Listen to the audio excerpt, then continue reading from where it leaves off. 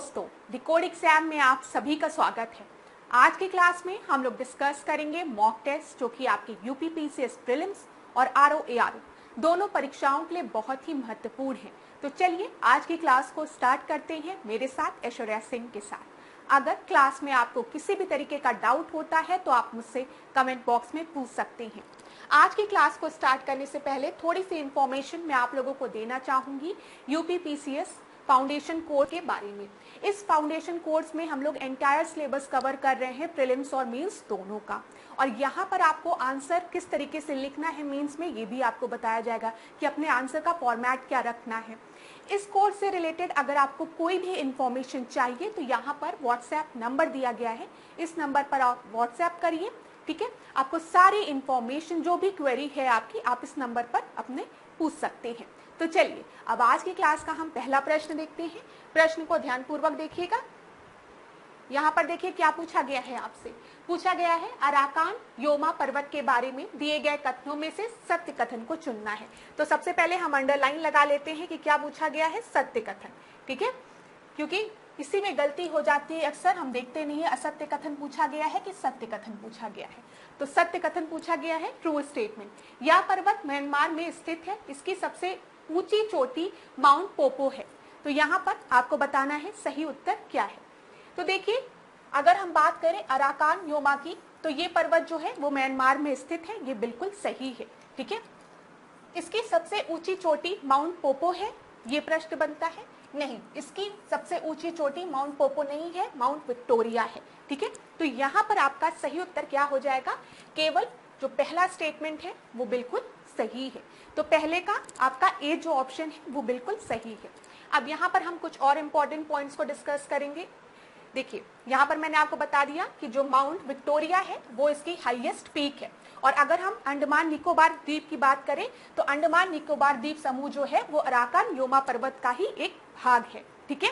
अब अंडमान निकोबार जो है वो आपकी परीक्षा के लिए बहुत ही महत्वपूर्ण है। कैसे महत्वपूर्ण है, कौन कौन से पॉइंट्स महत्वपूर्ण है, वो मैं अभी आपको 1 मिनट में समझा देती हूँ। यहाँ पर ध्यान से देखिएगा, जो भी पॉइंट्स मैं आपको बताने जा रही हूँ इन सारे पॉइंट से आपके परीक्षा में प्रश्न बने हैं और पूरी संभावना है कि आने वाले समय में भी प्रश्न बनेंगे। ये आपको अंडमान निकोबार का मैप है, ठीक है। यहाँ पर अगर आपको क्लियर विजिबल नहीं होगा तब भी जो पॉइंट मैं बता रही हूँ उसको ध्यानपूर्वक सुनिएगा।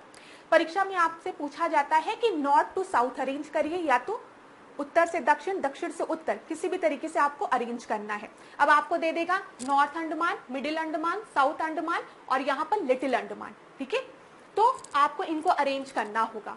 तो आपके दिमाग में ये तो रहेगा कि जो नॉर्थ अंडमान है वो नॉर्थ साइड में रहेगा, साउथ वाला साउथ में रहेगा, लेकिन आप दो में कंफ्यूज होंगे, एक लिटिल अंडमान में।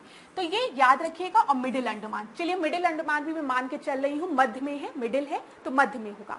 तो ये चीज याद रखिएगा क्लास, अगर हमें पेपर में कभी भी देता है नॉर्थ टू साउथ अरेंज करने को, ठीक है, उत्तर से दक्षिण में अरेंज करने को, तो सबसे ऊपर तो उत्तर अंडमान होगा, नॉर्थ अंडमान होगा, बीच में मिडिल अंडमान भी होगा, ये भी बिल्कुल सही है, फिर साउथ अंडमान भी होगा, लेकिन साउथ अंडमान के बाद आपका लिटिल अंडमान होगा। ये चीज याद रखिएगा, ठीक है। भले इसका नाम साउथ अंडमान है लेकिन अंडमान का जो सबसे दक्षिण वाला हिस्सा है वो आपका लिटिल अंडमान है। आप लोग समझ गए होंगे, पेपर में बिल्कुल भी मत कंफ्यूज होइएगा इस चीज में। अब यहाँ पर एक और इंपॉर्टेंट पॉइंट बनता है, साउथ अंडमान और लिटिल अंडमान के बीच में जो पास है उसका नाम क्या है, उसका नाम है डंकन पास। ये देखिए, ये जो है ये है डंकन पास, जो कि साउथ अंडमान और लिटिल अंडमान के मध्य है। ये भी परीक्षा में प्रश्न बन सकता है, ठीक है। और यहाँ पर एक 10 डिग्री चैनल भी आप याद रखिएगा। 10 डिग्री चैनल जो है वो अंडमान को निकोबार से सेपरेट तो करता है, लेकिन अगर और एग्जैक्ट आपको बताया जाए तो यहाँ पर लिटिल अंडमान को कार निकोबार से सेपरेट करता है। इतनी चीजें समझ में आ गई होगी। आपको याद रखना है कि अगर हम उत्तर से दक्षिण की ओर जाएंगे तो यहाँ पर सही है नॉर्थ अंडमान है, फिर मिडिल अंडमान है, फिर साउथ अंडमान है और साउथ अंडमान के दक्षिण में आपका लिटिल अंडमान है, ठीक है। लिटिल अंडमान और साउथ अंडमान को कौन सा पास सेपरेट कर रहा है, जल्दी से बताइए, डंकन पास। ये चीज क्लियर है। और लिटिल अंडमान को कार निकोबार से कौन सेपरेट कर रहा है, 10 डिग्री चैनल। ये दोनों क्वेश्चन आपके परीक्षा में बन सकते हैं, बल्कि 3 क्वेश्चन आपके बन सकते हैं। ये चीज याद रखिएगा। अच्छा, और अगर कभी परीक्षा में आपसे पूछे हाईएस्ट पीक कौन सी है, तो आप क्या बताएंगे? तो सैडल पीक जो है वो अंडमान निकोबार की हाईएस्ट पीक है, ये भी याद रखिएगा। यहाँ पर देखिए लिखा हुआ है सैडल पीक जो है वो अंडमान निकोबार की हाईएस्ट पीक है। अब क्वेश्चन में, पेपर में इसी क्वेश्चन को और डिफिकल्ट करना है तो क्या दे देगा? जो सैडल पीक है, ठीक है, अंडमान निकोबार की, वो साउथ अंडमान में लोकेटेड है या फिर मिडिल अंडमान में लोकेटेड है या फिर नॉर्थ अंडमान में लोकेटेड है। तो याद रखिएगा अंडमान निकोबार की जो सैडल पीक है वो नॉर्थ अंडमान में लोकेटेड है, यहां पर वो लोकेटेड है। ठीक है, समझ में आया? आसान प्रश्न बनाना होगा तो सीधे हाईएस्ट पीक पूछेगा तो आप आराम से बता देंगे सैडल पीक है, लेकिन इसी को डिफिकल्ट करना होगा तो क्या दे देगा कि जो सैडल पीक है वो अंडमान निकोबार में या अंडमान में कहां लोकेटेड है, तो आप बताएंगे नॉर्थ अंडमान में। ये भी चीज क्लियर हो गई, मैंने आपको बता दिया। फिर देखिए एक प्रश्न जो आपके परीक्षा में कई बार पूछा गया है और पूरी संभावना है आने वाले परीक्षा में भी पूछा जाएगा, वो कौन सा है? जनजाति वाला, ट्राइब्स वाला। तो अब आपको याद रखना है कि अंडमान निकोबार में कौन कौन सी ट्राइब्स है, वेरी इंपॉर्टेंट, एक जगह नोट डाउन कर लीजिए। ठीक है, तो यहाँ पर देखिए निकोबारी सबको याद रहेगा, निकोबार है, निकोबारी ट्राइब्स यही होंगे, लेकिन जारवा आपको याद रखना है, सेंटिलिनी याद रखना है, फिर उसके बाद ओंगो याद रखना है और सोमटेन याद रखना है। ये सारे ट्राइब्स आपके अंडमान निकोबार में मिलते हैं और यहाँ से डायरेक्ट प्रश्न आपके परीक्षा में बना था और पूरी संभावना है कि आने वाले वर्षों में भी यहाँ से प्रश्न बन सकता है, तो इसको नोट डाउन जरूर कर लीजिएगा। और दो इंपॉर्टेंट पॉइंट जो मुझे आपको बताने हैं वो ये, कभी अगर आपके परीक्षा में पूछे कि भारत में मड वॉल्केनो कहाँ मिलता है, पाया जाता है, मड वॉल्केनो, जैसे आप लोग देखते हैं ना, ये अगर वॉल्केनो है तो वॉल्केनो में से क्या निकलता है? लावा निकलता है ना, गरम गरम, लेकिन कुछ वॉल्केनोज ऐसे होते हैं जिसमें से मड निकलता है, मिट्टी निकलती है। तो भारत में जो मड वॉल्केनो है वो बरातांग आइलैंड में पाया जाता है, जो कि अंडमान का पार्ट है। याद रखिएगा बरातांग आइलैंड, बरातांग आइलैंड के बारे में याद रखिएगा, जो कि कहां पर है? अंडमान निकोबार में है। यहाँ पर हमें एकमात्र मड वॉल्केनो मिलता है। ठीक है, इसी तरीके से अगर बैरन आइलैंड की बात करेंगे तो बैरन आइलैंड भी अंडमान निकोबार का पार्ट है। ठीक है, और यहाँ पर आपको बैरन जो है आइलैंड वो अंडमान सी में है, ये भी पूछा जा सकता है, और ये आपका एकमात्र एक्टिव वॉल्केनो यहाँ हमें मिलता है। ठीक है, एक्टिव वॉल्केनो मतलब जहां पर अभी वॉल्केनिक इरप्शन हो रहा होगा। ठीक है, और ये आपका बरातांग हो गया। ये चीज क्लियर हो गई। तो यहाँ पर जितने भी फैक्ट्स मैंने आपको बताए हैं वो आपके परीक्षा के लिए इंपॉर्टेंट है। अब हम लोग नेक्स्ट क्वेश्चन को देखते हैं। कोई भी डाउट होता है अगर किसी भी प्रश्न में या फिर किसी भी एक्सप्लेनेशन को, किसी भी तरीके का आपको डाउट होता है तो आप आराम से पूछ लिया करिए। चलिए दूसरे प्रश्न को अब हम यहाँ पर देखते हैं।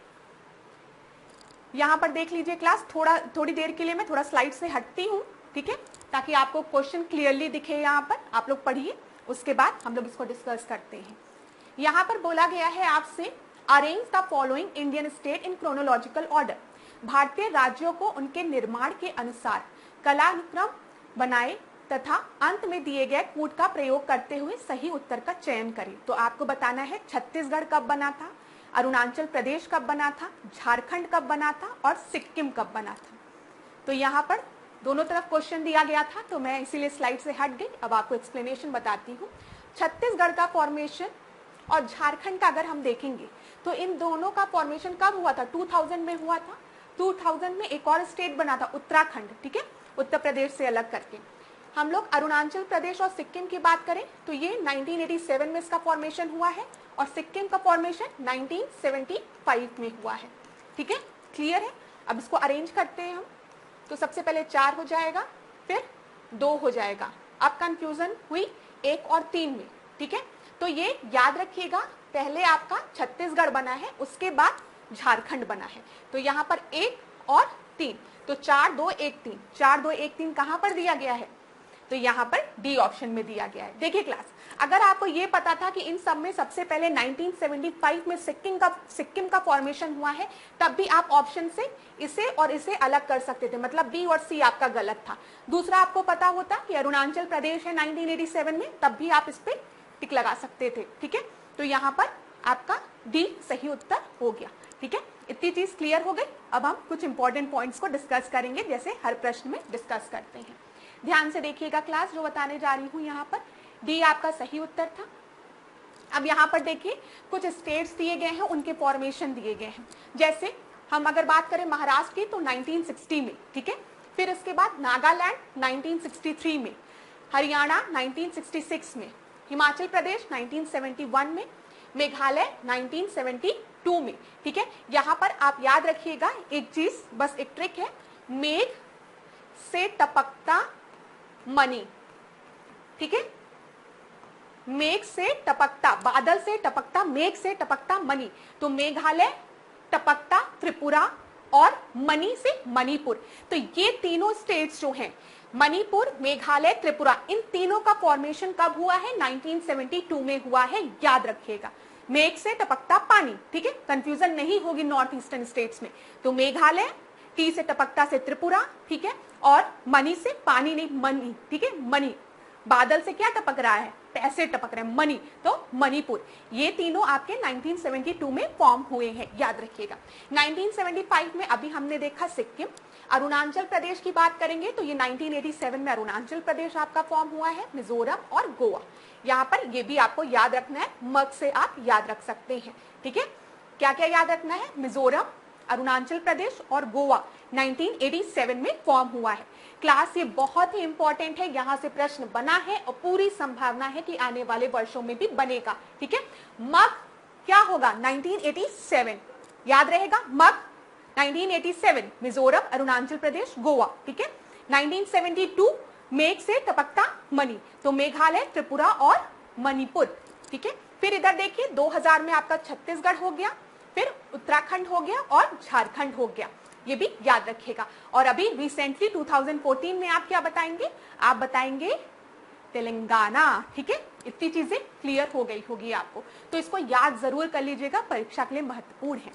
अब यहीं पर एक और बहुत इंपॉर्टेंट चीज मैं आपको बताने जा रही हूं, इसको भी आप लोग समझ लीजिए, फिर अगले प्रश्न को देखते हैं और बताइएगा जरूर क्लास आप लोगों को कैसी लगी। देखिए, जब भी हम बात करते हैं स्टेट्स के फॉर्मेशन की, तो यहाँ पर हम कमिटीज की भी बात करते हैं, ठीक है।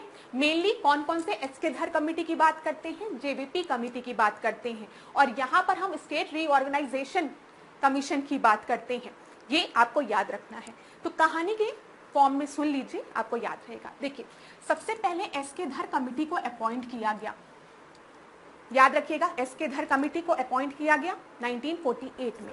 तो एस के धर कमेटी ने जो अपनी रिपोर्ट पेश की, उसमें इन्होंने क्या कहा? इन्होंने कहा स्टेट का पुनर्गठन होना चाहिए on the basis of administration, ठीक है, लिंग्विस्टिक बेसिस पे नहीं होना चाहिए। भाषाई आधार पर स्टेट का रीऑर्गेनाइजेशन, पुनर्गठन नहीं होना चाहिए, एस के धर कमेटी ने कहा, ठीक है। प्रशासनिक बेसिस पे, एडमिनिस्ट्रेटिव बेसिस पे होना चाहिए, ठीक है, 1948 में। मैं बहुत शॉर्ट में आपको बता रही हूँ। इसी के बाद जेवीपी कमेटी को अपॉइंट किया गया। जेवीपी क्यों? जवाहरलाल नेहरू जैसे, वी से वल्लभ भाई पटेल और पी से पट्टाभी सीतारमैया, ठीक है। इन तीनों ने, ये तीनों जो थे इस कमेटी के मेंबर थे, इसीलिए इसका नाम जेवीपी कमेटी रख दिया गया। इन्होंने भी क्या कहा कि भाषाई आधार पर नहीं होना चाहिए, लिंग्विस्टिक बेसिस को इन्होंने भी रिजेक्ट कर दिया। ये दोनों कमेटी याद रखिएगा।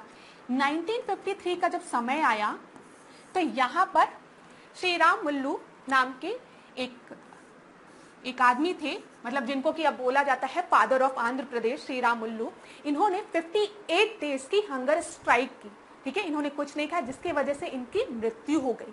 और जब इनकी मृत्यु हो गई तो सरकार पर एक प्रेशर पड़ा, ठीक है, और इसी के चलते 1953 में पहला स्टेट आपका फॉर्म हुआ भाषाई आधार पर, लिंग्विस्टिक बेसिस पे, वो था आंध्र प्रदेश, ठीक है।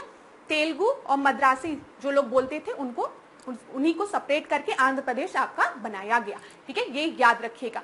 तो पहला स्टेट जो लिंग्विस्टिक बेसिस पे फॉर्म हुआ वो था आंध्र प्रदेश, ठीक है, ये याद रखिएगा। श्रीराम मुल्लू जी का भी नाम याद रखिएगा। यहाँ पर एस के धर कमेटी, जेवीपी कमेटी जो है वो किस चीज से रिलेटेड है? स्टेट के रीऑर्गेनाइजेशन से रिलेटेड है, ठीक है, और इनके सजेशन क्या थे ये भी परीक्षा के लिए महत्वपूर्ण है। यहाँ पर देखिए, इसके बाद आपके एक कमीशन को बिठाया गया जिसका की नाम क्या था? स्टेट रीऑर्गेनाइजेशन कमीशन, ठीक है। इसमें मेंबर कौन कौन थे? आपके परीक्षा के लिए बहुत ही इंपॉर्टेंट है, पूछा जा सकता है। स्टेट रीऑर्गेनाइजेशन कमीशन में, ठीक है, राज्य पुनर्गठन जो आपका ये कमेटी थी, इसमें कौन कौन मेंबर थे? तो आप क्या बताएंगे? फजल अली थे, ठीक है, यहां पर आपको क्लियरली दिख नहीं रहा होगा, इस वजह से मैं लिख रही हूं, के.एम. पानिक्कर थे और कौन थे, और एच.एन. कुंजरू थे।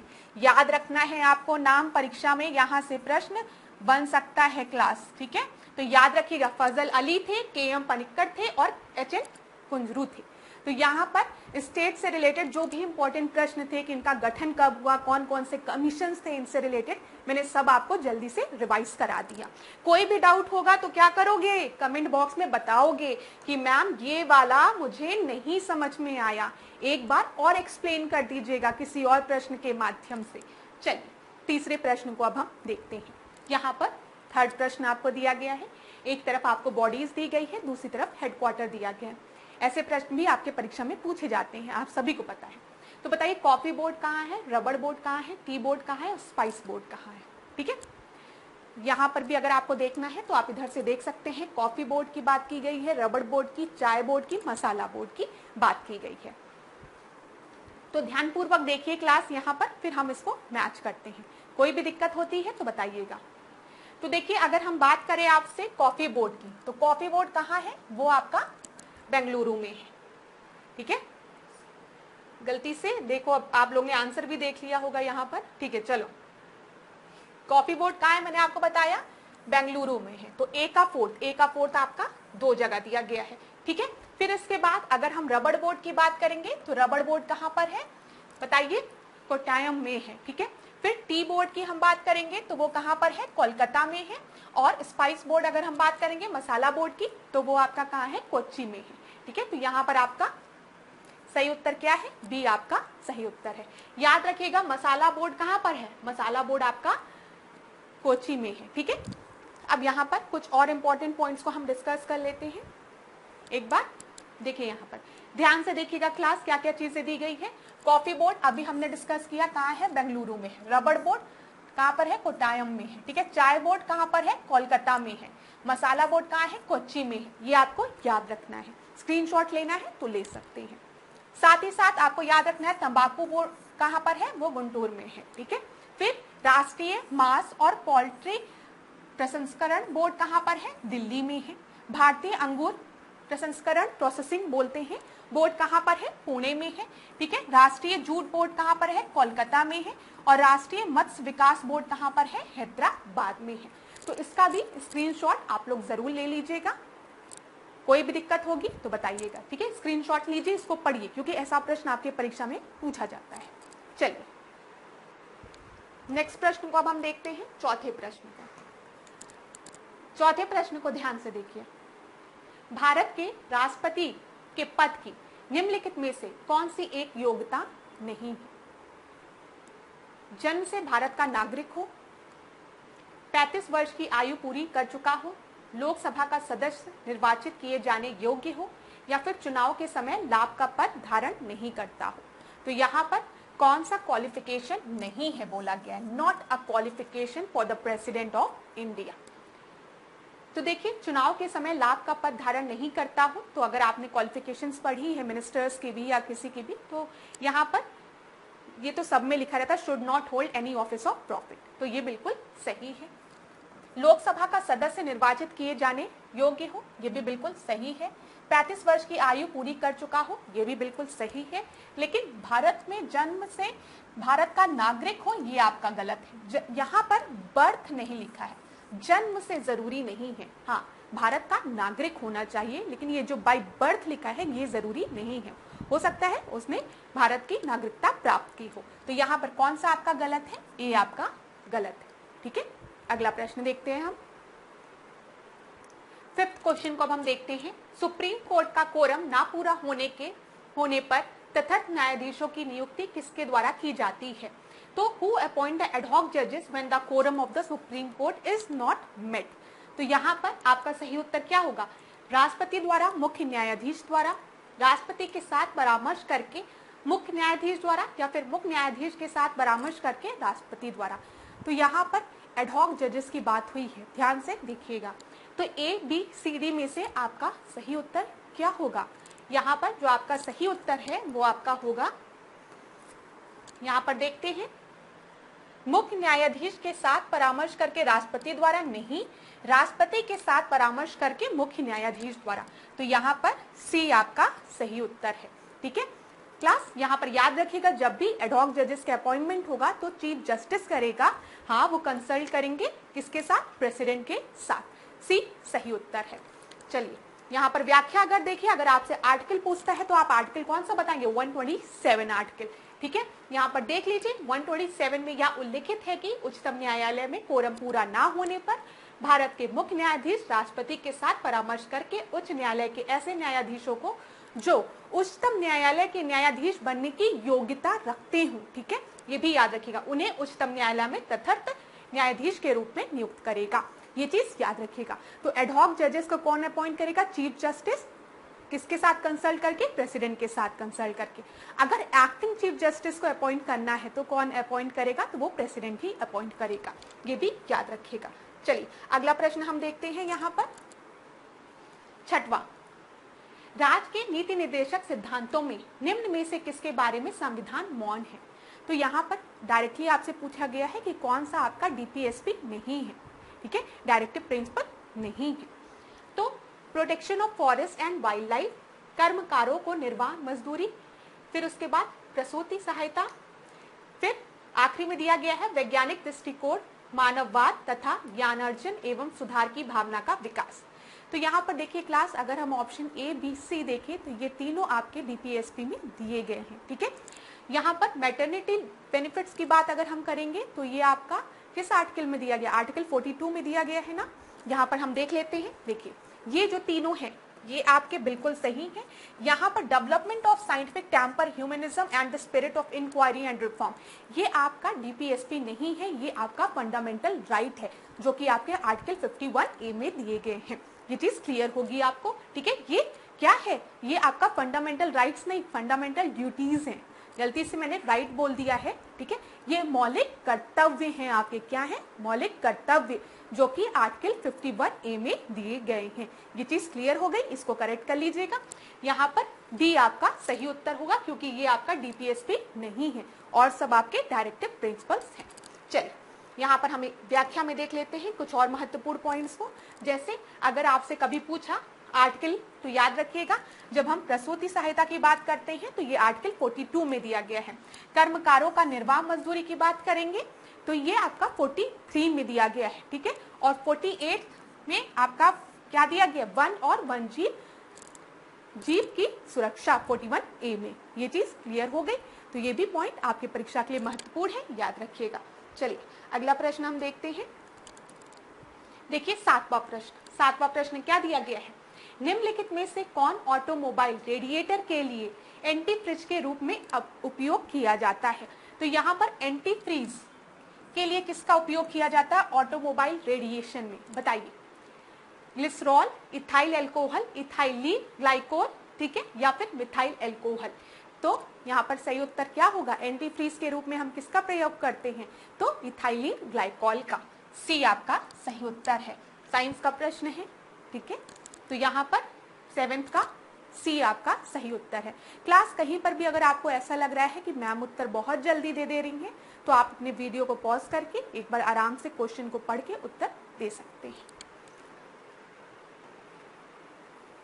अगला प्रश्न, यहाँ पर मैंने आपको बता दिया glycol can be use as antifreeze in automobile radiation.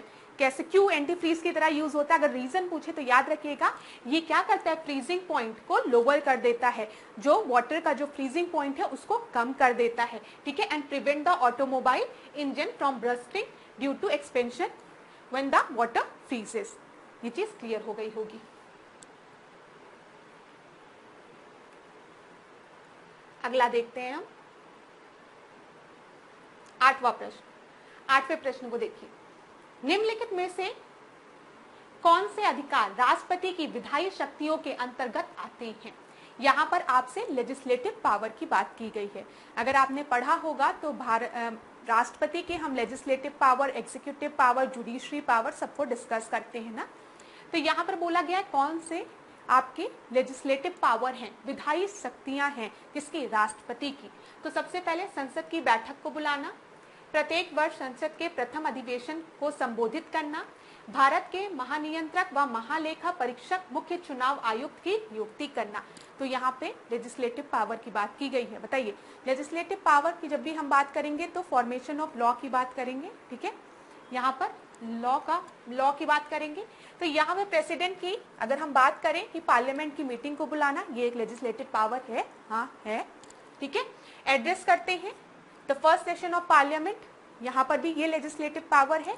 लेकिन अपॉइंटमेंट ऑफ कैग, ठीक है, और election commissioner CEC, chief election commissioner, ये लेजिस्लेटिव पावर नहीं है।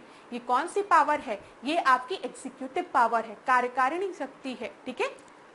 तो यहाँ पर आपका सही उत्तर क्या हो जाएगा? विधायी शक्तियां बोला है तो 1 और 2, तो C आपका सही उत्तर है।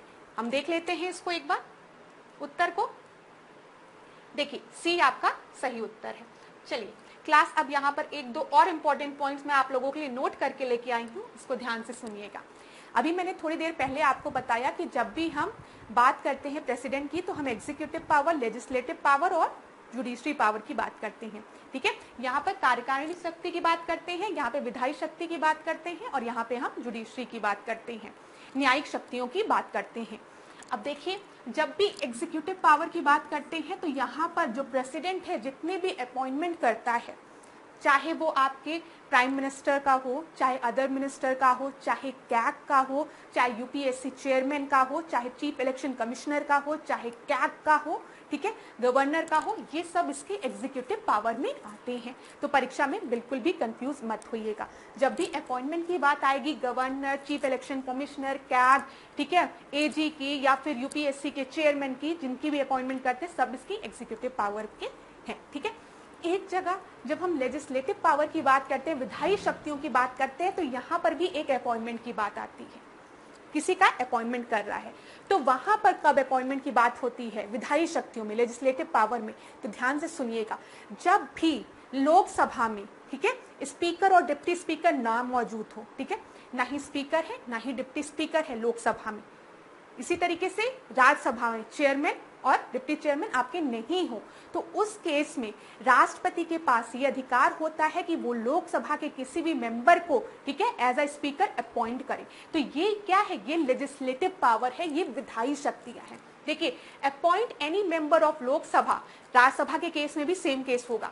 Appoint any member of Lok Sabha to preside when speaker and deputy speaker is not present, ठीक है। तो यहाँ पर जब राष्ट्रपति अपॉइंट करेगा तो वो उसकी लेजिस्लेटिव पावर होगी। ये चीज क्लियर हो गई ना? कभी भी हो सकता है आने वाले समय में परीक्षा में आपको कंफ्यूज करने के लिए आपको इस तरीके से दे दे। आपके दिमाग में ये तो रहेगा कि जब भी हम अपॉइंटमेंट की बात करेंगे तो हम एग्जीक्यूटिव पावर की बात करेंगे। उसी अपॉइंटमेंट में यूपीएससी के चेयरमैन, कैग का, फिर एजी का, गवर्नर का, और चौथा पॉइंट आपको दे दे कि जब वो लोकसभा में जब स्पीकर डिप्टी स्पीकर नहीं है तो वो अपॉइंट करता है किसी भी लोकसभा मेंबर को, उसको प्रिसाइड करने को लोकसभा को, ये भी उसकी एग्जीक्यूटिव पावर है। तो आप कहेंगे नहीं, ये एग्जीक्यूटिव पावर नहीं है, ये उसकी विधायी शक्ति है। ये चीज क्लियर हो गई। एक चीज और, जब भी वो कोर्ट के, हाई कोर्ट और सुप्रीम कोर्ट के जजेस को अपॉइंट करेगा, ठीक है, चाहे चीफ जस्टिस को ही, chief justice of high court या सुप्रीम कोर्ट, तो वो उसकी जुडिशरी पावर होगी, क्योंकि कोर्ट की बात आ गई है तो वो उसकी जुडिशरी पावर होगी। जब भी अपॉइंटमेंट कोर्ट में होगा तो वो प्रेसिडेंट की जुडिशरी पावर होगी। इतनी चीज क्लियर हो गई। परीक्षा में कंफ्यूज मत होइएगा, इन्हीं छोटे छोटे पॉइंट्स में स्टूडेंट्स कंफ्यूज होते हैं और परीक्षा में प्रश्न गलत हो जाता है। चलिए अगला प्रश्न बताइएगा। अच्छा क्लास, मुझे बताइएगा जरूर, ये जो मैं इतना एक्सप्लेन कर रही हूँ ये आपको मदद इससे आपको मिल रही है कि मुझे डायरेक्ट क्वेश्चन डिस्कस करके अगले क्वेश्चन पे पहुंच जाना चाहिए? जैसा भी हो, जो भी आपका व्यू हो वो जरूर मुझे बताइएगा, क्योंकि मैं बार बार एक ही चीज कहती हूँ, जो कमेंट बॉक्स है वही एक माध्यम है हमारे और आपके बीच में बातचीत का। तो कोई भी प्रॉब्लम होती हो तो वहां पर जरूर बताया करिएगा। चलिए 9वां प्रश्न देखते हैं। 1957 में किस समिति ने भारत में त्रिस्तरीय पंचायत राज की सर्वप्रथम सिफारिश की थी? तो यहाँ पे 3 टायर सिस्टम की बात की गई है पंचायती राज इंस्टीट्यूट में। तो बताइए, बलवंत राय मेहता कमेटी ने, अशोक मेहता कमेटी ने, संथानम कमेटी ने, या फिर सादिक अली कमेटी ने? तो आपका सही उत्तर क्या होगा? परीक्षा में कई बार पूछा गया है, आप याद रखिएगा, बलवंत राय मेहता कमेटी, ठीक है। बलवंत राय मेहता कमेटी ने 3 टायर सिस्टम की बात की थी, ये आपको पता होना चाहिए। यहाँ पर ए आपका सही उत्तर है। ठीक है, यहाँ पर देख लीजिए, एक बार प्रश्न को मैं खोल दूं, थोड़ा सा ये गड़बड़ हो गया है। हाँ, ये देखिए, यहाँ पर मैंने आपको बताया ना, बलवंत राय मेहता कमेटी जो है वो सही उत्तर है। अशोक मेहता कमेटी की जब हम बात करेंगे तो अशोक मेहता कमेटी ने 2 टायर सिस्टम की बात की थी, ये भी आपको पता होना चाहिए। तो 9th का सही उत्तर क्या है? ए। ठीक है, अब आगे हम लोग बढ़ेंगे तो कुछ चीजों को और डिस्कस करेंगे जो इंपॉर्टेंट पॉइंट्स है, मुझे लगता है आप लोगों को पता होना चाहिए, तो इसको डिस्कस करते हैं। मेरी बात को ध्यान से सुनिएगा, अगर क्लियर नहीं भी है ये, लेकिन जो पॉइंट मैं आपको बता रही हूँ उसको सुनेंगे तो आपके दिमाग में बैठ जाएगा। बलवंत राय मेहता कमेटी से रिलेटेड प्रश्न परीक्षा में कई बार पूछा है, आप याद रखेंगे 1957 में बलवंत राय मेहता कमेटी आपकी आई थी। ठीक है, बलवंत राय मेहता कमेटी ने 3 टायर सिस्टम की बात की थी, ये आप याद रखेंगे। मतलब पंचायत लेवल पे, ठीक है, ग्राम पंचायत आपका विलेज लेवल पे होगा, पंचायत समिति आपका ब्लॉक लेवल पे होगा और जिला परिषद आपका डिस्ट्रिक्ट लेवल पे होगा। जरूर पढ़ के जाइएगा, पेपर में पूछता है। उसके बाद हम बात करते हैं अशोक मेहता कमेटी की। अशोक मेहता कमेटी जो है वो 1977 में 20 साल बाद इसके फॉर्म होती है। अशोक मेहता कमेटी की जो मोस्ट इंपॉर्टेंट रिकमेंडेशन है वो है 2 टायर सिस्टम, 2 स्तरीय की बात की थी इन्होंने। ठीक है, तो याद रखिएगा 2 टायर सिस्टम की इन्होंने बात की थी। साथ ही साथ इन्होंने कहा था एससी और एसटी के लिए जो है वो सीट आपकी रिजर्व होनी चाहिए। वेरी इंपॉर्टेंट, ईयर भी बहुत इंपॉर्टेंट है। फिर जीवीके राव कमेटी की हम बात करें तो 1985 में जीवीके राव कमेटी आई थी। ठीक है, इन्होंने बोला था कि रेगुलर इलेक्शन होना चाहिए पंचायती राज इंस्टीट्यूशन में, ये भी पॉइंट आपके दिमाग में होना चाहिए। उसके बाद हम बात करते हैं एलएम सिंघवी कमेटी की। अगर परीक्षा में पूछे आपसे कि कॉन्स्टिट्यूशनल स्टेटस, ठीक है, इसको संवैधानिक दर्जा किस कमेटी के रिकमेंडेशन पे दिया गया था, तो आप बताएंगे एलएम सिंघवी कमेटी के रिकमेंडेशन पे। और आप सभी को पता है जब भी हम पंचायती राज इंस्टीट्यूशन की बात करते हैं तो 73rd कॉन्स्टिट्यूशनल अमेंडमेंट के थ्रू ये हमारे संविधान में जोड़ा गया। ठीक है, ये चीज आप सभी को पता है। चले, तो ये कमिटीज जो हैं वो आप किसी भी बुक से पढ़ रहे हो, आज अगर अभी तक आपने नहीं याद की है तो प्लीज याद कर लीजिएगा। कमिटी से रिलेटेड प्रश्न आपके परीक्षा में कई बार बना है, पूरी संभावना है बनेगा, और आपको ईयर भी पता होना चाहिए, इनके जो इंपॉर्टेंट रिकमेंडेशन है वो भी पता होना चाहिए। तो प्रश्न कैसा भी बने आप आसानी से उसको कर लीजिएगा। चलिए अगला देखते हैं। किसी भी टॉपिक में अगर आपको दिक्कत होती है क्लास, तो आप मुझे जरूर बताया करिए कि मैम इस टॉपिक को आप प्रश्न के माध्यम से कवर कर लीजिए। 10वां प्रश्न, निम्नलिखित में से कौन सा स्टेटस समीक्षा दिन के ठीक पूर्व के सप्ताह या 7 दिनों में किसी व्यक्ति की कार्य स्थिति प्रदर्शित करता है? तो यहाँ पर बोला गया है वीक की बात की गई है, 7 डेज की बात की गई है, immediately proceeding the review day. तो यहाँ पर अगर आप स्टेटस ये देखेंगे, ये ऑप्शंस जैसे नॉर्मल स्टेटस, चालू साप्ताहिक स्टेटस, चालू मासिक स्टेटस, करंट डेली स्टेटस, तो आपको खुद ही आंसर मिल जाएगा।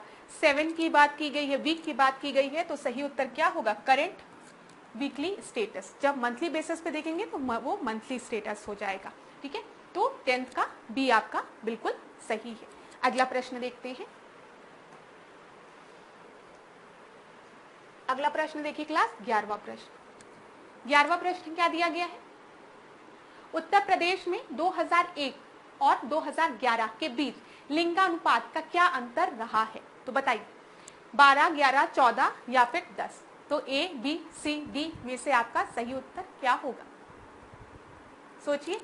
तो यहाँ पर जो आपका सही उत्तर है मैं आपको बताने जा रही हूँ, वो आपका है 14। ठीक है, यहाँ पर 11वें का आपका सी जो है वो सही उत्तर है। यहाँ पर हम एक्सप्लेनेशन भी आपको दे देते हैं। यहाँ पर देख लीजिए, जब हम 2001 के लिंगानुपात की बात करते हैं तो वो कितना है? वो 898 है। ठीक है, और जब हम 2011 के लिंगानुपात की बात करते हैं तो वो 912 है। तो जब आप इसको सब्ट्रैक्ट करेंगे तो आपका कितना आ जाएगा? वो आपका 14 आ जाएगा। ठीक है, तो प्रश्न की डिफिकल्टी थोड़ा बढ़ा दी गई है, डिफिकल्टी इसका और डिफिकल्ट कर दिया गया है। अगर डायरेक्ट पूछ लिया जाता कि उत्तर प्रदेश का लिंगानुपात कितना है 2011 के अनुसार, तो आप बता देते 912, लेकिन यहाँ पर डिफरेंस पूछ लिया गया है। अगला प्रश्न, 2011 की जनगणना के अनुसार 10 लाख या उससे अधिक आबादी वाले वैधानिक नगरों में कौन सम्मिलित नहीं है? तो आपको बताना है कौन सा सम्मिलित नहीं है।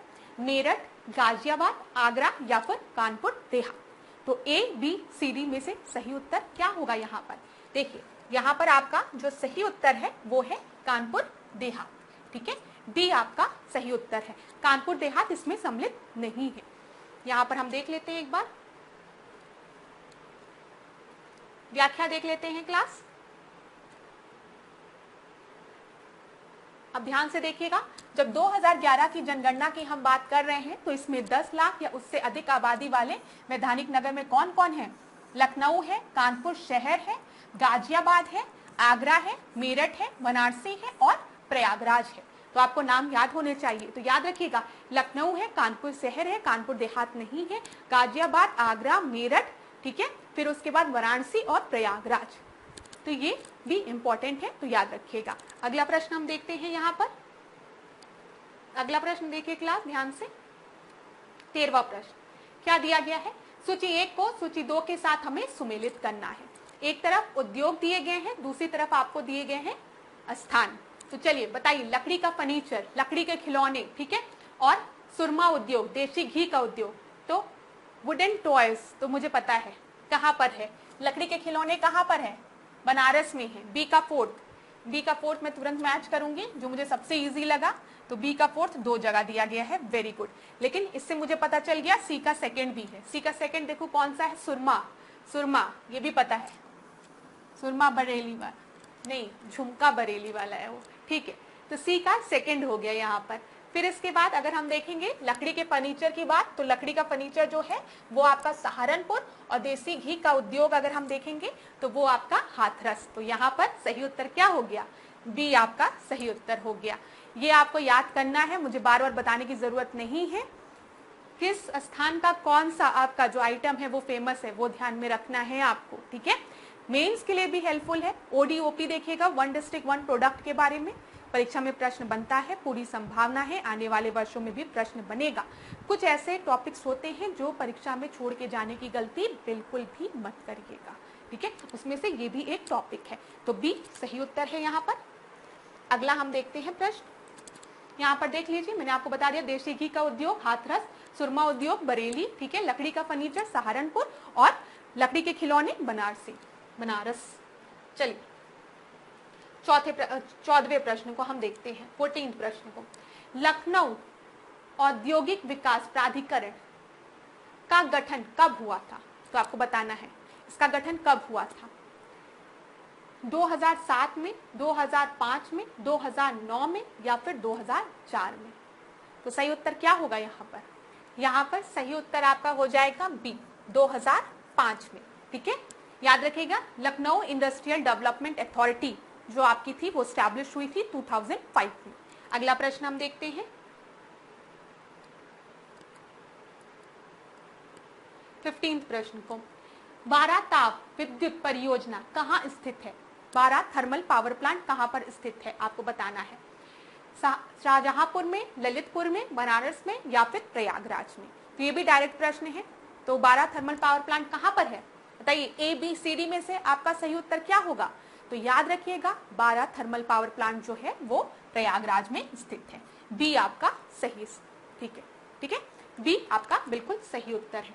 ये सब कुछ डायरेक्ट प्रश्न है जो कि आपको पता होने चाहिए। ऐसे प्रश्न आपके पेपर में भी पूछे जाते हैं। 16 प्रश्न, निम्नलिखित में से कौन से सेलुलोसिक पदार्थ नहीं है? सेलुलोसिक पदार्थ कौन सा नहीं है बताइए। वुड, बैगाजी, ओरलॉन या फिर स्ट्रॉ। तो ए, बी, सी, डी में से आपका सही उत्तर क्या होगा? तो यहाँ पर जो आपका सही उत्तर है वो क्या है? ओरलॉन, ठीक है। ओरलॉन जो है वो एक सेलुलोसिक मटेरियल नहीं है बल्कि एक सिंथेटिक फाइबर है, ठीक है। ये इस तरीके के प्रश्न आपके पेपर में पूछे जाते हैं। टेफ्लॉन के बारे में पूछा जाता है, पीवीसी के बारे में पूछा जाता है। अगर आपने साइंस का देखा होगा पीवाईक्यू, तो वहां पर देखिए पीवीसी, टेफ्लॉन, ये सब चीजें पूछा जाता है। तो यहाँ पर भी सेलुलोसिक मटेरियल के बारे में पूछा गया था। जो ओरलॉन है वो आपका एक सिंथेटिक फाइबर है, याद रखिएगा।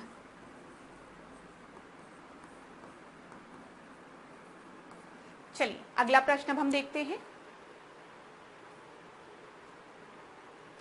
17 प्रश्न, ओजोन रिक्तीकरण का निम्नलिखित में से कौन सा प्रभाव है? तो बताइए, रेटिना की बीमारी का कारण, ध्रुवीय आइस कैप का पिघलना, प्लास्टिक के टूटने में तेजी, उपयुक्त सभी। तो ओजोन डिप्लीशन की बात की गई है। देखिए, ओजोन डिप्लीशन से क्या होगा, ज्यादा अल्ट्रावायलेट रेस हमारे पृथ्वी पर आएगी, ठीक है, यूवी रेस को ही तो रोकता है ना। आपको पता होगा ओजोन लेयर कहाँ पर है, समताप मंडल में है, स्ट्राटोस्फीयर में है। ये यूवी रेस को आने से रोकता है, अल्ट्रावायलेट रेस को। सबसे हार्मफुल इफेक्ट तो स्किन कैंसर होता है, लेकिन यहाँ पर आपको कॉजेज रेटिनल डिजीज, ये भी बिल्कुल सही है। अगर ओजोन डिप्लीशन होगा तो उससे क्या होगा, ज्यादा यूवी रेस का एक्सपोजर होगा, जिससे कि रेटिना डिजीज हो सकता है। पोलर आइस कैप आपकी मेल्ट करेगी, ठीक है, ये भी बिल्कुल सही है। टेम्परेचर आपका बढ़ेगा ही। Accelerate the break down of the plastic, ये भी बिल्कुल सही है, ठीक है। यहाँ पर आपका सही उत्तर क्या हो जाएगा, डी आपका सही उत्तर हो जाएगा 17 का। चलिए अगला प्रश्न हम देखते हैं। यहाँ पर देख लीजिए, यहाँ पर क्या दिया, प्लास्टिक के टूटने में तेजी, पेंट के टूटने में तेजी, ठीक है, और फिर रेटिना की बीमारी एक्सेट्रा, ये सारे कॉजेज हैं ओजोन डिप्लीशन के। अच्छा, ओजोन से रिलेटेड क्या क्या प्रश्न पूछता है, ये तो मैंने आपको कई बार बताया है कि जब भी हम ओजोन की बात करेंगे तो ये समताप मंडल में है, स्ट्राटोस्फीयर में है, ठीक है। ये पता है आपको। ओजोन डे हम कब मनाते हैं, 16 सितंबर को मनाते हैं, 16 सितंबर को, याद रखिएगा, 16 सितंबर को हम ओजोन डे मनाते हैं। ये पता है आपको। ओजोन की यूनिट क्या है, मेजर किस में करते हैं, डॉप्सन में मेजर करते हैं, स्ट्राटोस्फीयर में आपका प्रेजेंट होता है, ठीक है। फिर जो प्रोटोकॉल है, मॉन्ट्रियल प्रोटोकॉल, याद रखिएगा, ये किस चीज से रिलेटेड है, ओजोन से रिलेटेड है, ओजोन डिप्लीटिंग सब्सटेंस के यूज को कम करने से, जिसमें कि मेजर आपके क्या होते हैं, CFC होते हैं, क्लोरोफ्लोरोकार्बन, HFC होते हैं, हाइड्रोफ्लोरोकार्बन, ठीक है। ये दोनों तो परीक्षा में कई बार पूछा जाता है, तो ये सारी चीजें याद रखिएगा। यहाँ पर एक अमेंडमेंट भी हुआ था जिसको कि हम किगाली अमेंडमेंट कहते हैं, किगाली अमेंडमेंट।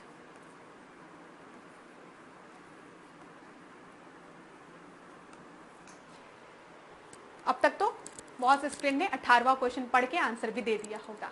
निम्नलिखित में से कौन सा ग्रीन हाउस गैस नहीं है? अच्छा क्वेश्चन है। तो ग्रीन हाउस गैस कौन सा नहीं है बताइए, सल्फर, हेक्साफ्लोराइड, हाइड्रोफ्लोरोकार्बन, परफ्लोरोकार्बन या फिर कार्बन मोनोऑक्साइड।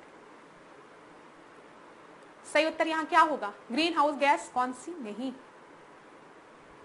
तो यहाँ पर ग्रीन हाउस गैस आपकी कार्बन मोनोऑक्साइड नहीं है, डी आपका सही उत्तर है। कार्बन डाइऑक्साइड है लेकिन carbon monoxide green house gas नहीं है। हाँ, कार्बन मोनोऑक्साइड आपका पॉल्यूटेंट है, मैं मानती हूँ, लेकिन ग्रीन हाउस गैस में नहीं है, ठीक है, डी आपका सही उत्तर है, याद रखिएगा। यहाँ पर देख लीजिए, ग्रीन हाउस गैसेस में आपके कार्बन डाइऑक्साइड है, मीथेन है, नाइट्रस ऑक्साइड है, क्लोरोफ्लोरोकार्बन है, हाइड्रोफ्लोरोकार्बन है, सल्फर हेक्साफ्लोराइड है, नाइट्रोजन ट्राइफ्लोराइड है, ठीक है। पेपर में अक्सर पूछ लेता है कि मीथेन गैस कहाँ से एमिट होती है, ये कई बार पूछा गया है, तो याद रखिएगा कार्बन डाइऑक्साइड के सोर्स याद रखिएगा, मीथेन गैस के सोर्स याद रखिएगा, ठीक है। ये आपके फॉसिल फ्यूल से या फिर एग्रीकल्चर के समय और लैंडफिल के समय मीथेन गैस का प्रोडक्शन होता है, परीक्षा में पूछा जाता है। तो ये आपके कौन से हैं, ये आपके ग्रीन हाउस गैस है, जिसमें से CFC की बात करेंगे तो रेफ्रिजरेंट से, AC से क्लोरोफ्लोरोकार्बन एमिट होता है। हाइड्रोफ्लोरोकार्बन भी आपके जितने भी रेफ्रिजरेंट्स होते हैं, ठंडा कूलिंग वाला जो करते हैं, वहां से हाइड्रोफ्लोरोकार्बन और CFC क्लोरोफ्लोरोकार्बन का एमिशन होता है। तो ये याद रखिएगा, कार्बन मोनोऑक्साइड में बिल्कुल भी मत कंफ्यूज होइएगा। ऐसे ही मैंने आपको, जब मैं एसिड रेन वाला बताती हूँ तो मैं आपको बताती हूँ, एग्जाम में पूछ लेता है कि एसिड रेन किन के वजह से होती है, कार्बन डाइऑक्साइड, कार्बन मोनोऑक्साइड, ठीक है।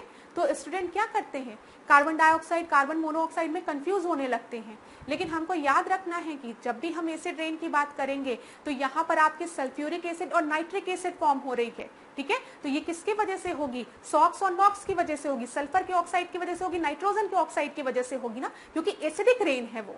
तो सल्फर का ऑक्साइड और नाइट्रोजन का ऑक्साइड ही तो रिएक्ट करेगा वाटर वेपर के साथ, तो सल्फ्यूरिक एसिड और नाइट्रिक एसिड फॉर्म होगा। तो वहां पर खाली यही दोनों रिस्पॉन्सिबल होता है। अब कितनी भी गैस आपको दे दे एसिड रेन के लिए रिस्पॉन्सिबल है कार्बन डाइऑक्साइड, कार्बन मोनोऑक्साइड, बिल्कुल भी मत कंफ्यूज होइएगा, ये भी चीज क्लियर होगी। इसी तरीके से यहाँ पर भी ग्रीन हाउस गैसेज में कंफ्यूज होने की जरूरत नहीं है। कहने को बहुत बेसिक चीज है, लेकिन एग्जाम में जब प्रेशर में बैठते हैं तो ऐसे ही क्वेश्चन आपके गलत होते हैं, इसीलिए मैं बार बार इन सब चीजों पे एम्फेसिस देती हूँ। चलिए अगला प्रश्न हम देखेंगे।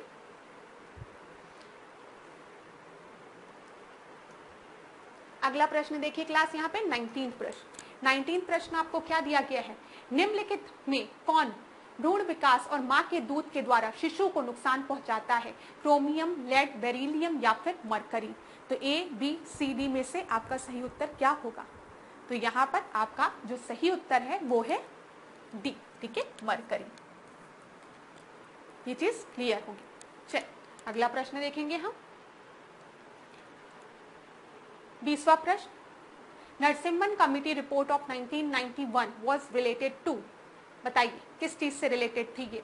डायरेक्ट टैक्सेस से, एग्रीकल्चर रिफॉर्म से, कृषि सुधारों से, वित्तीय क्षेत्र के सुधारों से या फिर कर सुधारों से। तो ए, बी, सी, डी में से आपका सही उत्तर क्या होगा यहाँ पर? तो यहाँ पर आपका सही उत्तर जो है वो है नरसिम्हन कमिटी रिपोर्ट जो थी वो आपकी फाइनेंशियल सेक्टर से रिलेटेड थी, वित्तीय क्षेत्र के सुधारों से रिलेटेड थी। तो 20वें का सही उत्तर क्या है? सी आपका सही उत्तर है, ठीक है। अब यहाँ पर कुछ और कमिटीज को हम डिस्कस करेंगे जो कि आपकी परीक्षा के लिए बहुत महत्वपूर्ण है और परीक्षा में बार बार पूछी जाती है। तो इंग्लिश हिंदी दोनों में दिया गया है। बाद में मैं थोड़ी देर के लिए स्लाइड से हट जाऊंगी तो आप लोग आराम से स्क्रीनशॉट ले लीजिएगा। पहले मैं आपको बता देती हूँ, अगर एक ही स्लाइड में इसको रखते ना तो विजिबल नहीं होता, इसी वजह से मैंने 2 जगह इसको रखा है, ठीक है। तो देखिए रंगराजन कमेटी की बात करेंगे तो ये विनिवेश से रिलेटेड है, डिसइन्वेस्टमेंट से रिलेटेड है, ठीक है, याद रखिएगा। जब हम नरसिम्हन कमेटी की बात करेंगे तो ये आपके फाइनेंशियल सेक्टर रिफॉर्म से रिलेटेड है। केलकर कमेटी टैक्स रिफॉर्म से, फिर मल्होत्रा कमेटी इंश्योरेंस रिफॉर्म से, Abid Hussain committee small scale industries से, बेसल कमेटी बैंकिंग सुपरविजन से, दीपक पारेख कमेटी यूटीआई से रिलेटेड है रिव्यू करने के लिए, हनुमंत राव फर्टिलाइजर से, ठीक है। पारेख कमेटी जो है इंफ्रास्ट्रक्चर फाइनेंसिंग से रिलेटेड थी।